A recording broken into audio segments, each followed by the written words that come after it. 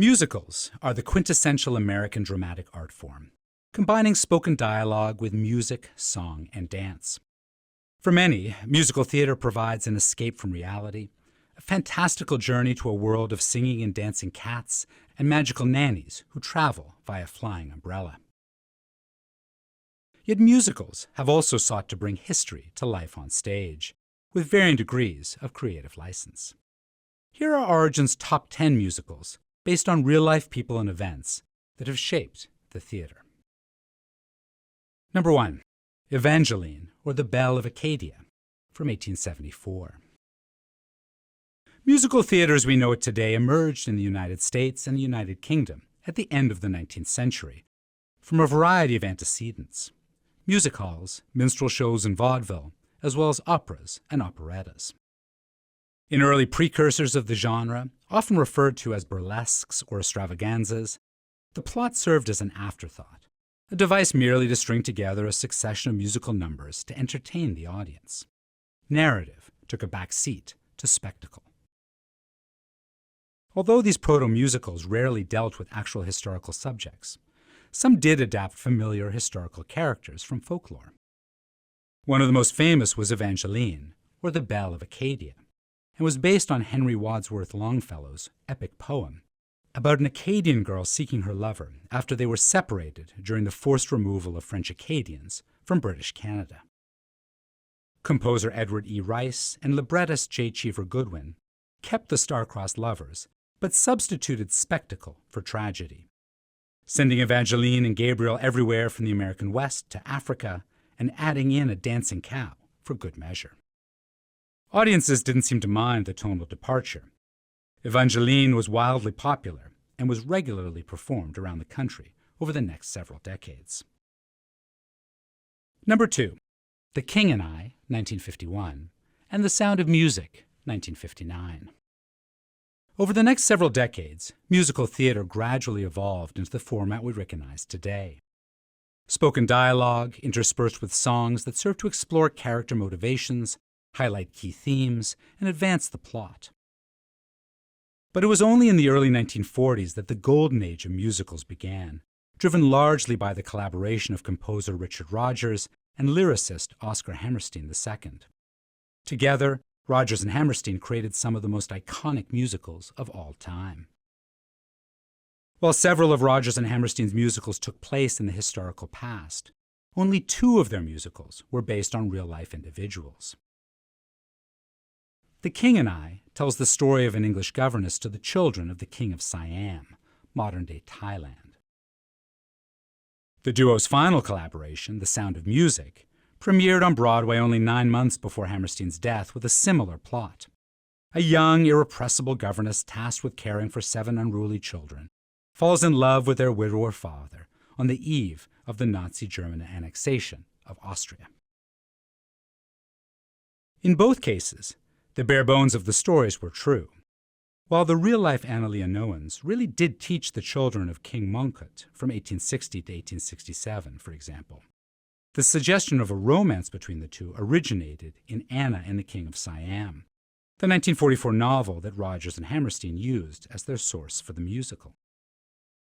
And while The Sound of Music ends with Maria, Captain von Trapp, and the children heroically on foot to Switzerland in order to avoid the captain's imminent impressment in the German Navy, a quick glance at the map reveals that, quote, climbing every mountain out of Salzburg would land you in Germany. They actually took the train. Number 3, Fiorello, from 1959. Unlike Rodgers and Hammerstein, the creative team behind 1959's Pulitzer Prize-winning musical Fiorello were far more limited in their ability to take creative license. Not only was their setting, New York City in the early 20th century, intimately familiar to Broadway audiences in a way that Salzburg or Siam were not, but their titular protagonist, New York Mayor Fiorello H. LaGuardia, was one of the most famous public figures in the city's history.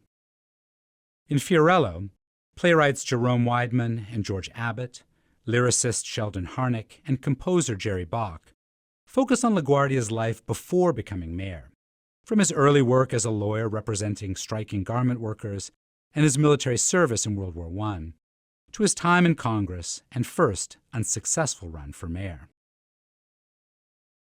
Known as the Little Flower, LaGuardia served 3 terms in office from 1934 to 1945 and remains one of the most popular mayors in New York City history. A progressive Republican who supported the New Deal, LaGuardia transformed the city as few mayors had done before or have done since. During his time in office, he took on the entrenched power of New York's infamous Tammany Hall political machine, oversaw the creation of the New York City Housing Authority to create new affordable housing, and greatly expanded the city's infrastructure with new roads, parks, and airports. Fiorello's interest in what might be considered small-bore local politics reflects the centrality of New York City to musical theater. For more than 150 years, Broadway has been synonymous with professional theater, and dozens of musicals have been set in the city. In fact, LaGuardia himself helped cement the relationship between New York and the theater when his administration founded a public school to train future actors, artists, and musicians in 1936. Today, the Fiorello H. LaGuardia High School of Music and Art and Performing Arts. Number 4, 1776, from 1969. Given the political and cultural schisms that divided America in 1969, it's all the more shocking that 1776 was a hit with audiences of all persuasions. Yet Sherman Edwards and Peter Stone's stirring dramatization of the signing of the Declaration of Independence was a genuine sensation, running for 1,217 Broadway performances and sparking a 1972 film adaptation. 1776 depicts the Founding Fathers as complex, flawed men, whose personalities clashed almost as much as their ideals. John Adams, brilliant, principled, and obnoxious and disliked in equal measures, harangues, cajoles, and coaxes his fellow delegates to support American independence. He is abetted by the sly, jovial Benjamin Franklin and a talented yet lovesick Thomas Jefferson. Presented as a work of dramatic realism, with many lines drawn directly from the character's real writings, 1776 appealed to Republicans and Democrats alike, with each side claiming the musical's message for their own. But even 1776 could not escape the era's partisan politics entirely unscathed. When President Richard Nixon invited the cast to perform the show at the White House in honor of George Washington's birthday in 1970, his office requested that they excise 3 of the show's more openly political numbers. The first, Cool, Cool, Considerate Men, a satirical minuet performed by the conservative members of the Constitutional Congress. Second, Molasses to Rum to Slaves, a critique of Northern hypocrisy about slavery from South Carolina Representative John Rutledge. And third, Mama, Look Sharp, which describes the Battle of Lexington from the perspective of a dying soldier. The cast and producers pushed back, insisting that they would perform the show in its entirety, or not at all, and eventually the White House backed down. 2 years later, however, Nixon successfully lobbied the film's producer, a prominent Republican, to have Cool, Cool, Considerate Men removed from the film version. Number 5, Evita, from 1979. Ever since her premature death in 1952, Eva Perón, former First Lady of Argentina, has been depicted in everything from comic books to the design of an entire neighborhood shaped in her profile. None, however, have had as much influence as composer Andrew Lloyd Webber and lyricist Tim Rice's musical Evita, which opened on Broadway in 1979, after its West End debut a year earlier. The plot tracks Evita's rise from poverty to become a celebrated actress in Buenos Aires, where she meets and later marries future President Juan Perón. Evita was wildly popular among the poor, who saw her as a primary advocate in her husband's administration. The musical was written in the wake of the right-wing coup that toppled Juan Perón's successor and third wife, Isabel, and has often been accused of pushing an anti-Peronist agenda through the character of Che, a fictionalized everyman who represents the voice of the people. The impact of Che's sharp criticisms of Evita's ambition and extravagance, however, have been blunted by the passage of time and by the perennial popularity of the song Don't Cry for Me, Argentina. While the politics of Evita remain difficult to assess, its place in musical theater history is unambiguous. The first British musical to win the Tony Award for Best Musical, it signaled the arrival of a new, transatlantic era on Broadway, with the importation of several successful West End productions. The grandiose scope of these mega-musicals often involved elaborate historical settings, from Weber's The Phantom of the Opera, Belle Époque Paris, to Miss Saigon, 1970 South Vietnam, and Les Misérables, 1830s Paris, and they required increasingly elaborate technical effects. Number 6. Assassins, from 1990.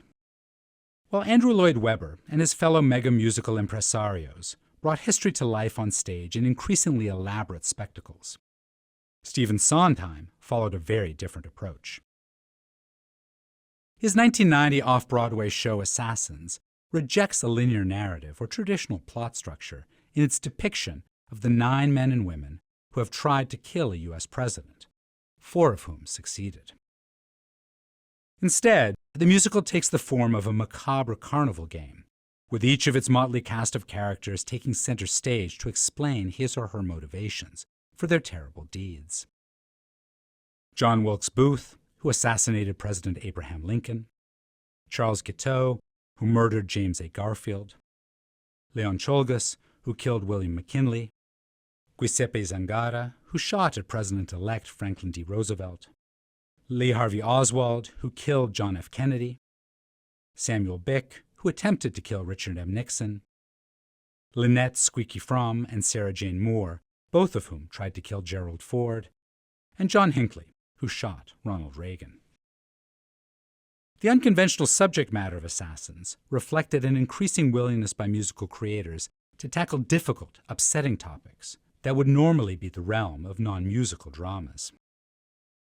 Historical subjects have allowed creators to experiment with new musical styles, such as in The Cape Man, 1998's doo-wop musical about a 1959 Puerto Rican gang murder, created by Paul Simon and Nobel Literature Laureate Derek Walcott. Or The Scottsboro Boys, a 2010 musical about 9 African Americans falsely accused of the rape of 2 white women, which was styled as a modern-day minstrel show. Number 7. Elisabeth, from 1992. Musical theater has expanded far beyond the United States and the United Kingdom. Today, not only are international tours a major source of revenue for Broadway and West End shows, but original musicals are being produced around the world as well. Elisabeth, the most popular German-language musical of all time, was originally produced in Vienna, but it's been translated into 7 languages and performed for millions of spectators. Elisabeth tells the story of Empress Elisabeth of Austria, wife of Emperor Franz Joseph. Beautiful and troubled, Elisabeth was ill at ease with her public duties as monarch. Most historical observers agree that she likely suffered from depression and a severe eating disorder. Despite, or perhaps because of, her deeply unhappy existence, Sissy, to use her childhood nickname, is the subject of a vast cultural enterprise. Elisabeth the Musical joins the ranks of countless novels, a wildly popular Austrian movie trilogy, and an entire cottage industry of souvenirs throughout Vienna. Librettist Michael Kunze and composer Sylvester Levé's Elisabeth is a melodrama that embraces our morbid fascination with Sissy head-on. The central romance in Elisabeth is actually a love triangle between Elisabeth, her husband, and death itself, in the form of a handsome young man. The tragedies that shaped Elisabeth's life, the loss of one of her daughters in childhood, and her only son's death by an apparent suicide pact with his mistress, become part of death's decades-long seduction of Elisabeth. The show ends, just as Elisabeth's real life did, with her assassination at the hands of an Italian anarchist, and with death embracing Elisabeth like a lover. Number 8. Leonardo the Musical, A Portrait of Love, from 1993. Sometimes, the history behind a musical production overshadows the story being brought to life on stage. This was certainly the case with Leonardo the Musical, A Portrait of Love, a highly fictionalized retelling of the life of Leonardo da Vinci that imagined the Mona Lisa as the product of a torrid love affair between the great Renaissance artist and polymath and the painting's subject. Panned by critics and audiences alike, the show closed after only a few weeks on London's West End in 1993, leaving little mark on the British stage. Yet, it left a lasting impact some 9,000 miles away on the tiny Pacific island of Nauru. For decades, Nauru's largest industry had been phosphate mining, first under its German and Australian colonial rulers, and then as an independent nation. Although phosphate mining generated phenomenal wealth, it caused intense environmental damage to the island.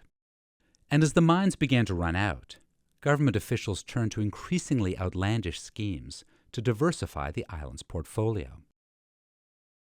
Leonardo the Musical was the brainchild of Duke Minx, a former roadie for a 1960s British pop band who had reinvented himself as one of Nauru's financial advisors.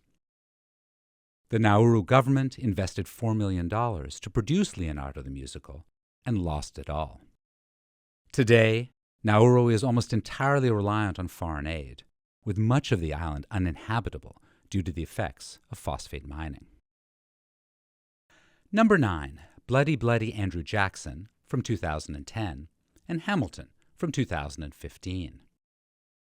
In the blockbuster musical Hamilton, creator Lin-Manuel Miranda portrayed founding father and Federalist Papers author Alexander Hamilton as an immigrant striver, as a, quote, bastard, orphan son of a whore and a Scotsman, end quote, whose hunger for greatness left a profound influence on the United States before dying in a duel with Aaron Burr in 1804. With a cast composed almost entirely of actors of color and a score that incorporated hip-hop and R&B music alongside traditional show tunes, Hamilton seemed like the quintessential cultural production of the Obama era, particularly given that Miranda first performed a selection from the show at 2009's White House Poetry Jam. While Hamilton epitomizes the youthful optimism and diversity of the Obama political project, 2010's Bloody Bloody Andrew Jackson provides the musical soundtrack to the global upsurge in nativist populism of the last decade. With a book by Alex Timbers and music and lyrics by Michael Friedman, Bloody Bloody Andrew Jackson is an irreverent account of the rise of America's seventh president, a brash outsider who upended the political establishment of the day with promises, quote, to take back the country and take a stand against the elites, end quote. Although the show portrays Jackson as a vibrant, charismatic rock star, it's far from a hagiography and doesn't shy away from the more controversial aspects of Jackson's record. Indeed, by making Jackson a compelling figure, the show highlights the unsettling fact that most white Americans were complicit in, or at least broadly approving of, the Jackson administration's expulsion of Native Americans. Number 10, Newsies from 2012. Traditionally, Broadway has served as a fertile source of musicals to translate to the silver screen. While big-budget movie adaptations still happen, the decline of the movie musical has coincided with a rise in theatrical productions that were adapted from movies. Newsies is one such Hollywood to Broadway hybrid. This rousing real-life tale of child newspaper sellers who went on strike in 1899 for better pay began life as a 1992 live-action movie starring Christian Bale. A box office flop, it acquired a cult following among young theater enthusiasts, and 2 decades later made its way onto the stage for the first time, with playwright Harvey Fierstein writing a new story to accompany the original music and lyrics by Alan Menken and Jack Feldman. In both versions of Newsies, most of the newsboy characters are invented, but their antagonist was real, Joseph Pulitzer, the publisher of the New York World, who sought to maintain profit margins by raising the prices for his young distributors. The fictionalized strike ends with a timely intervention from Theodore Roosevelt, who convinces the publisher to back down. In reality, however, the newsboys manage to extract concessions that increase their take-home pay without any convenient third act deus ex machina. At a time when youth activism on issues like gun control and climate change betrays an unwillingness to wait for older generations to catch up, the radical spontaneity of Newsies' young heroes feels more relevant than ever.